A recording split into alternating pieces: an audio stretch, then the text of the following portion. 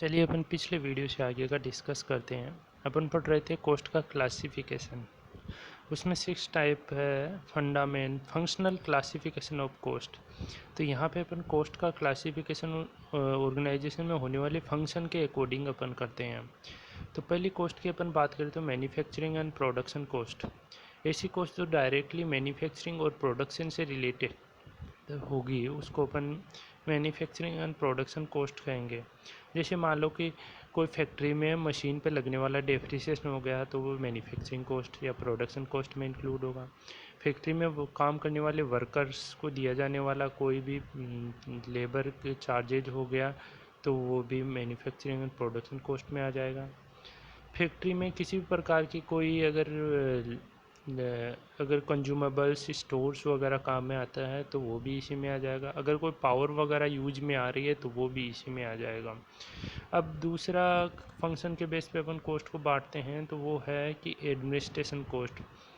जब कोई भी फैक्ट्री कंपनी या कोई ऑर्गेनाइजेशन प्रोडक्शन का काम करता है तो उसके साथ में उसको एडमिनिस्ट्रेशन का काम भी करना पड़ता है। एडमिनिस्ट्रेशन का मतलब उसके जो वर्कर है उनको उनकी स्किल के अकॉर्डिंग उनको काम का डिवीज़न करना, उसके जो कस्टमर है उसके जो जिनको वो सप्लाई करता है माल उनसे किसी प्रकार का कोई भी एग्रीमेंट वगैरह करना।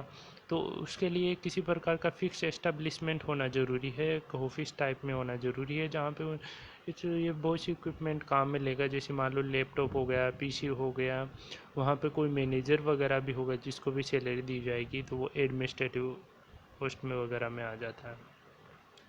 थर्ड की बात करें तो वो सेलिंग एंड डिस्ट्रीब्यूशन कॉस्ट है। अब जो बना हुआ माल है उसको बेचने के लिए किसी कस्टमर के डोर तक अपन जाते हैं या उस माल को बेचने पर जो कोई मैनेजर नियुक्त रखा है और उस मैनेजर को सेल्स की परसेंटेज के बेसिस पे अगर आप किसी प्रकार का कोई कमीशन दे रहे हो तो वो सेलिंग एंड डिस्ट्रीब्यूशन कॉस्ट में आ जाता है। और कोई इसी प्रकार का कोई एडवर्टाइजमेंट वगैरह आप करते हो तो वो भी सेलिंग एंड डिस्ट्रीब्यूशन कॉस्ट में आएगा। तो अपन ने देखा कि नॉर्मली यहाँ पे अपन कॉस्ट का क्लासिफिकेशन उसके फंक्शन का ऑर्गेनाइजेशन के फंक्शन के अकॉर्डिंग कर रहे हैं। जैसे मैन्युफैक्चरिंग से रिलेटेड जो भी खर्चे हो उसको मैन्युफैक्चरिंग या प्रोडक्शन कॉस्ट में डाल दिया, जो एडमिनिस्ट्रेशन से रिलेटेड जो भी खर्चे हुए उसको एडमिनिस्ट्रेशन कॉस्ट में डाल दिया, और सेल से रिलेटेड जो भी खर्चे हुए उनको सेलिंग एंड डिस्ट्रीब्यूशन कॉस्ट में डाल दिया। अब इसके बाद में रिसर्च एंड डेवलपमेंट कॉस्ट। अगर मान लो कि कोई ऑर्गेनाइजेशन कोई प्रोडक्ट बना रहा है, अब वो क्या कर रहा है कि एक नया मेथड डेवलप करना चाहता है जिसके थ्रू प्रोडक्शन की कॉस्ट कम हो और उसकी प्रोडक्ट की क्वालिटी अच्छी आए। तो इस प्रकार से वो रिसर्च एंड डेवलपमेंट पे एक्सपेंसेस करेगा तो वो इस हेड में आ जाएगा। प्री प्रोडक्शन कॉस्ट भी कई बार होते हैं। जैसे मान लो कि आप कोई प्रोडक्ट बनाना चाहते हो तो प्रोडक्ट बनाने से पहले आप कुछ ना कुछ उस प्रोडक्ट से रिलेटेड कोई सैंपल बना के देखोगे। तो सैंपल बनाने में कोई भी मटेरियल यूज में आता है, कोई लेबर यूज में आता है तो प्री प्रोडक्शन कॉस्ट में इंक्लूड होगा। उसको प्री ट्रायल कॉस्ट भी बोलते हैं क्योंकि ट्रायल बेसिस पे अपन पहले कोई एक बैच बना के अपन देखते हैं, उसके बाद में ही अपन बल्क में प्रोडक्शन करना स्टार्ट करते हैं। अब अकाउंटिंग पीरियड के बेसिस पे अपन बात करें तो कॉस्ट को दो भागों में बांट देते हैं, कैपिटल एक्सपेंसेज। तो कैपिटल एक्सपेंसेज कौन से होंगे? ऐसे एक्सपेंसेज जो एक ही अकाउंटिंग पीरियड से रिलेटेड नहीं होते हैं। ये ऐसे एक्सपेंसेज होते हैं जो कि जिनका बेनिफिट अपने को फ्यूचर में भी मिलता रहेगा, उसको कैपिटल एक्सपेंसेज बोलते हैं। ये किसी कैपिटल असेट्स पे भी हो सकते हैं। जैसे मान लो बिल्डिंग खरीद ली, प्लाट खरीद लिया, कोई मशीन खरीद ली, तो ये मशीन एक अकाउंटिंग पीरियड में ही यूज़ नहीं होगी, ये फ्यूचर में भी यूज होती रहेगी। तो इसका बेनिफिट प्रेजेंट में ड्राइव ना हो, केवल प्रेजेंट में ड्राइव ना होकर फ्यूचर में भी ड्राइव होता रहता है। इस वजह से अपन इसको कैपिटल एक्सपेंसेज बोलेंगे। रेवेन्यू एक्सपेंसेज क्या होते हैं? जो कि करंट पीरियड से रिलेटेड ही होते हैं। आपको नेक्स्ट पीरियड में फिर से वो एक्सपेंसेज आपको वो करने पड़ेंगे, पिछले वाले का किसी प्रकार का कोई बेनिफिट नहीं मिलता है। जिस प्रकार से जैसे मान लो कोई एम्प्लॉय वर्क कर रहा है और उसको आप सैलरी दे रहे हो तो सैलरी पीरियड बेसिस पे दी जाती है और इस वर्ष में जो आपने सैलरी दी है उससे अगले वर्ष में किसी प्रकार को बेनिफिट नहीं मिलने वाला। अगले वर्ष जैसे ही वो काम करेगा फिर से आपको उसको सैलरी देना पड़ता है। पर जैसे आपने इस वर्ष में आपने कोई मशीन खरीद ली तो वो मशीन अपन अगले वर्ष में भी यूज में ले सकते हैं, तो वो कैपिटल एक्सपेंसेस में आ जाती है। अगर कंट्रोल के बेसिस पे बात करें तो कॉस्ट को दो भागों में बांट सकते हैं, कंट्रोलेबल और नॉन कंट्रोलेबल या अनकंट्रोलेबल। ऐसी कॉस्ट जिसको आप कंट्रोल कर सकते हो वो कंट्रोलेबल कॉस्ट होगी, और ऐसी कॉस्ट जिसको आप कोई कंट्रोल नहीं है आपके हाथ में वो अनकंट्रोलेबल कॉस्ट बोलेगी। मतलब कोई मैनेजर है, अगर कोई कॉस्ट सेंटर्स की जिसको रेस्पॉन्सिबिलिटी दे रखी है, अगर वो उसको कंट्रोल कर सकता है तो वो कंट्रोलेबल में आएगी, और उस कॉस्ट सेंटर का जो हेड है वो उसको कंट्रोल नहीं कर सकता, वो अनकंट्रोलेबल आएगा। देखो जैसे इसका एग्जांपल देखें, cost of food used in restaurant. अगर मान लें कि कोई भी फूड वगैरह अपन यूज करते हैं रेस्टोरेंट में, तो रेस्टोरेंट मैनेजर इसको कंट्रोल कर सकता है, तो इसको कंट्रोलेबल में मानेंगे। और cost of national advertising by restaurant chain, तो रेस्टोरेंट मैनेजर के हाथ में नहीं है कि जो नेशनल लेवल के ऊपर वो उस जो एडवर्टाइजिंग पे खर्चा कर रहे हो उससे उस रेस्टोरेंट मैनेजर से कोई लेना देना नहीं है, क्योंकि वो उसको कंट्रोल नहीं कर सकता है, क्योंकि ये हायर लेवल मैनेजमेंट के डिसीजंस है, तो इसके लिए ये अनकंट्रोलेबल कॉस्ट हो सकती है। तो अपन बोल सकते हैं कि जो कंट्रोलेबल कॉस्ट होगी उसी के लिए जो उसको कंट्रोल कर सकता है वो उसको रिस्पॉन्सिबल होगा, अदरवाइज वो रिस्पॉन्सिबल नहीं हो सकता। अगर मान लो कि एक पर्टिकुलर रेस्टोरेंट का प्रॉफिट परसेंटेज अगर कम हो रहा है तो उस रेस्टोरेंट के मैनेजर को अपन लायबल बता सकते हैं कि आपके रेस्टोरेंट से प्रॉफिट कम हो रहा है। बट अगर आप नेशनल लेवल के एडवर्टाइजिंग पे आप बहुत ज़्यादा खर्चा कर रहे हो तो वो उसके लिए आप रेस्टोरेंट मैनेजर को आप लायबल नहीं बता सकते, क्योंकि ये काम ये उसका नहीं है, ये हाई लेवल मैनेजमेंट का है जो कि पूरे नेशनल लेवल पे एडवर्टाइजिंग का काम संभालते हैं। अब अपन बात करें एनालिसिस और डिसीजन मेकिंग पर्पज़ के बेसिस पे कॉस्ट का क्लासिफिकेशन, तो सबसे पहले अपन देखते हैं अपॉर्चुनिटी कॉस्ट। अब इसको थोड़ा सा आपको समझना होगा। अगर आप मैनेजमेंट अकाउंटिंग पढ़ते हैं या कॉस्ट अकाउंटिंग में डिसीजन मेकिंग से रिलेटेड कोई भी काम करते हैं तो वहाँ पे opportunity cost, differential cost, marginal cost, तो ये सभी टर्म यूज में होगी, और ये बहुत ही इम्पोर्टेंट है आपको डिसीजन मेकिंग के लिए। तो इससे अपन बहुत से डिसीजन लेके, जैसे मान लो कि अपन कोई ऑर्गेनाइजेशन की स्पेस कैपेसिटी को यूज में लेना चाहिए या उस प्रोडक्ट को अपन ने बाहर से बनवाना चाहिए। इसी प्रकार से जैसे मान लो कि अपने को मेक एंड बाई से रिलेटेड डिसीजन अपन इसी के बेसिस पे करते हैं। और इसी के साथ ही अपन जैसे मान लो जब अपन की फैक्टर एनालिसिस पढ़ेंगे तो उस टाइम पे भी अपन देखेंगे अपॉर्चुनिटी कॉस्ट का यूज। चलो अपन बात करते हैं, सबसे पहले अपॉर्चुनिटी कॉस्ट होता क्या है। जैसे मान लो कि कोई भी वर्कर किसी कंपनी ए में काम कर रहा है, अगर वो किसी कंपनी ए में काम नहीं करता तो वो कंपनी बी में काम करता, और उसको कंपनी बी अगर 5,000 रुपये देती पर मंथ, पर वो बी में काम नहीं कर रहा, प्रेजेंट में कहाँ पे काम कर रहा है, कंपनी ए में काम कर रहा है, तो उस वर्कर के लिए अपॉर्चुनिटी कॉस्ट ए में काम करने की क्या है, 5,000 रुपये, क्योंकि अगर वो ए में काम नहीं करेगा तो बी में काम करेगा, और बी वहाँ से उसको कितने रुपए देगा, 5,000 रुपये। तो इस वजह से अपन बोल सकते हैं कि वर्कर ए के पास अपॉर्चुनिटी कितने की है, 5,000 रुपये की। अगर ए को छोड़ दे तो उसकी अपॉर्चुनिटी कॉस्ट कितनी होगी, 5,000। तो अब यहाँ पे इसी एग्जांपल को थोड़ा अपन और डिस्कस करते हैं। जैसे मान लो कोई वर्कर है वो कंपनी ए में काम करता है, अब वो कंपनी बी में भी काम कर सकता है, सी में भी कर सकता है और डी में भी कर सकता है। कंपनी बी दे रही है 5,000, कंपनी सी दे रही है 6,000 और कंपनी डी दे रही है 7,000।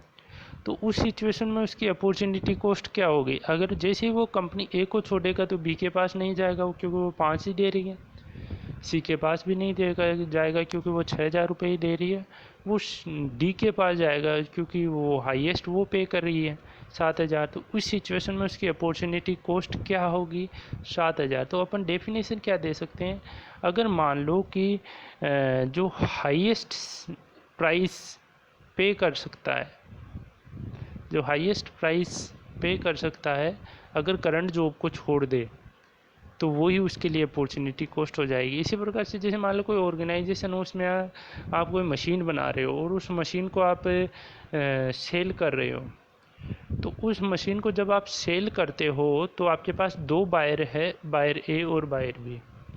अगर बायर ए आपको 5,000 दे रहा है और बायर बी 4500 रुपये दे रहे हैं, तो अगर आप किसको बेचोगे, आप कन्फर्म है कि बायर ए को बेच दोगे। पर उस सिचुएशन में आपकी अपॉर्चुनिटी कॉस्ट क्या होगी, 4500 रुपये। तो अपॉर्चुनिटी कॉस्ट 4500 से ज़्यादा मिल रहा है तो आप ए को आप दोगे। तो अगर इसके बारे में थोड़ा और चर्चा करें तो opportunity cost is a cost of selecting one course of action and losing the opportunity to carry out that course of action. मतलब अगर आपके पास दो रास्ते हैं, तो अगर आप एक रास्ते पे चलना चाहते हो तो उसकी अपॉर्चुनिटी कॉस्ट क्या होगी, दूसरे रास्ते पे चलने वाली। मतलब आपके पास दो ऑप्शन है, जैसे मान लो आपके पास दो जॉब है। एक जॉब है आप कि आप स्कूल लेक्चरर बन जाओ, दूसरी जॉब है आप स्कूल में प्रिंसिपल बन जाओ। तो उस सिचुएशन में स्कूल में प्रिंसिपल बनने की आपकी अपॉर्चुनिटी कॉस्ट क्या होगी, आपने क्या छोड़ा, स्कूल लेक्चरर, तो आपकी अपॉर्चुनिटी कॉस्ट स्कूल लेक्चरर होगी। इसके बाद में देखा potential benefit that is given up one alternative selected over the, मतलब ऐसा बेनिफिट जो आपने छोड़ दिया एक ऑप्शन को चूज करने पे, दूसरे ऑप्शन पे मिलने वाला जो बेनिफिट आप छोड़ देते हो वही क्या हो जाती है, आपकी अपॉर्चुनिटी कॉस्ट होती है। अपॉर्चुनिटी कॉस्ट किसी प्रकार की किसी बुक्स में रिकॉर्ड नहीं होती है, पर ये डिसीजन मेकिंग के लिए बहुत ही सहायता प्रदान करती है। जैसे मान लो अभी आपको बताया कि आपको मशीन बेचनी है, ए को बेचे बी को बेचे, तो उस सिचुएशन में आपने किसको देखा कि बी कितना दे रहा है 4500 और ए कितना देता है 5000, तो आपने बी के जो दी जाने वाली वैल्यू उससे आपने ए वाली को कंपेयर किया, उस बेस पे आपने डिसीजन लिया। तो इस प्रकार से इसको अपन अपॉर्चुनिटी कॉस्ट बोले। संक कॉस्ट क्या होती है, संक कॉस्ट क्या होती है कि एक ऐसी कॉस्ट जो अपन ने पास्ट में अपन ने इनकर कर चुके हैं और अब किसी प्रकार से वो चेंज नहीं होती और वो अपने डिसीजन को प्रभावित नहीं कर सकती, उसको अपन संक कॉस्ट बोलेंगे। जैसे मान लो आपने कोई मशीन खरीद ली और उसके 50,000 रुपये आपने पेमेंट कर दिए, खरीद भी ली पेमेंट भी कर दिया। अब वो 50,000 रुपये आपने खरीद के उसका पेमेंट कर दिया, तो वो हिस्टोरिकल या संक कॉस्ट हो गई। अब वो किसी प्रकार से आप फ्यूचर में कोई डिसीजन लेगो उसके लिए वो किसी प्रकार से आपको हेल्पफुल नहीं होगा। तो the old cost that incurred in the past can not be change bye decision made by now in the future is sunk cost is should not be consider in decision. ऐसी कोई जो आपने past में इनकर कर दी और future के द्वारा लिए गए डिसीजंस का उसके ऊपर किसी प्रकार कोई प्रभाव नहीं पड़ती और आपके वो डिसीजन करते हुए इस प्रकार की कॉस्ट को अपने को ध्यान नहीं रखना चाहिए, इसी को अपन क्या बोल देंगे, संक कॉस्ट कहते हैं। अब देखो एग्जाम्पल देखो, you boat an automobile that cost of $12,000 2 year ago. आपने एक ऑटोमोबाइल परचेज किया है जिसकी कॉस्ट $12,000 है 2 साल पहले। The dollar 12,000 is cost is sunk cost because whether you drive it, park it, trade it, sell it and you cannot charge 12,000 cost। अब जैसे मान लो आपने कोई ऑटो खरीद लिया $12,000 रुपये डॉलर में 2 साल पहले। अब आज के लिए वो खरीदा हुआ वो डिसीजन आप ले चुके, अब वो किसी प्रकार से चेंज नहीं हो सकता। अब आप चाहे उस ऑटो का आप किराए पे चलाओ, उस ऑटो को चाहे आप खड़े करके रखो, उस ऑटो को किसी को रेंट पे दे दो, पर वो 12,000 तो वो कभी चेंज नहीं होने वाला है। आप उस 12,000 को यूज में न लेते हुए आपको ध्यान में रखना होगा, डिसीजन मेकिंग करनी होगी। डिफरेंशियल कॉस्ट क्या होती है, अब यहाँ पे थोड़ा स्लाइटली डिफरेंस है मार्जिनल कॉस्ट और डिफरेंशियल कॉस्ट है। आप देखिए, अगर मान लो आपके पास 2 अल्टरनेटिव है, किसी भी प्रोडक्ट को बनाने के लिए आपके पास 2 अल्टरनेटिव है, तो दोनों अल्टरनेटिव से अपन उस प्रोडक्ट को बनाने की कॉस्ट कैलकुलेट करेंगे और उन दोनों अल्टरनेटिव की कॉस्ट में अगर अल्टरनेटिव ए से देखा तो मान लो उसको बनाने की कॉस्ट आती है मान लो 3,000 और अल्टरनेटिव बी से देखा तो उस बनाने की कॉस्ट आती है मान लो 4,000। तो उन दोनों के बीच का जो डिफरेंस होगा उसी को अपन डिफरेंशियल कॉस्ट बोलेंगे। तो the difference between the total cost among alternative, the differential cost is the decrease और increase in the total cost resulting out of. अब देखो किस प्रकार से, द प्रोडक्ट फ्यू मोर और few less product.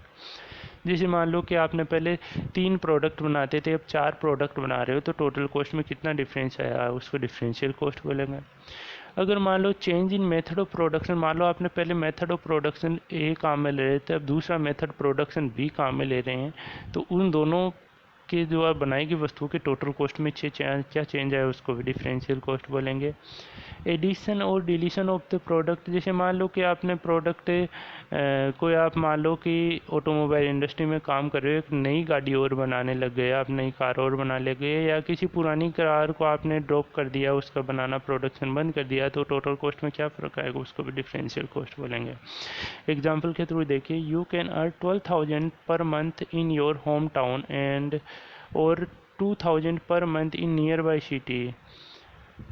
Your commuting cost is 50 per month in your hometown and 3,000 per month to the city. The differential cost क्या होगी आपकी, जैसे मान लो कि ये बोल रहा है कि आप अगर आपके होम टाउन में आप $1,500 कमा रहे हो और अगर आप सिटी में चल जाते हो तो 2,000 रुपये पर मंथ आपको मिलता है। अगर आपके होम टाउन में आप कम्यूटिंग करते हो, मतलब आने जाने का खर्चा आपका $50 पर मंथ है, और आप सिटी जाते हो तो आपका खर्चा कितना होगा, $300 पर मंथ। तो डिफरेंशियल कॉस्ट क्या होगी, तो होम टाउन में कॉस्ट कितनी थी 50 और सिटी में कितनी हो गई 300, तो दोनों अल्टरनेटिव की कॉस्ट का डिफरेंस देखें तो अपन कितना हो जाएगा, ₹250 हो जाएगा।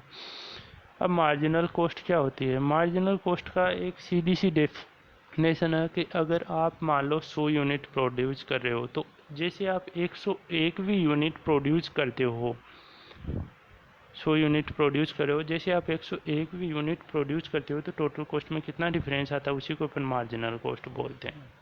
चलो अब बाकी का आगे डिस्कस करेंगे। Good bye.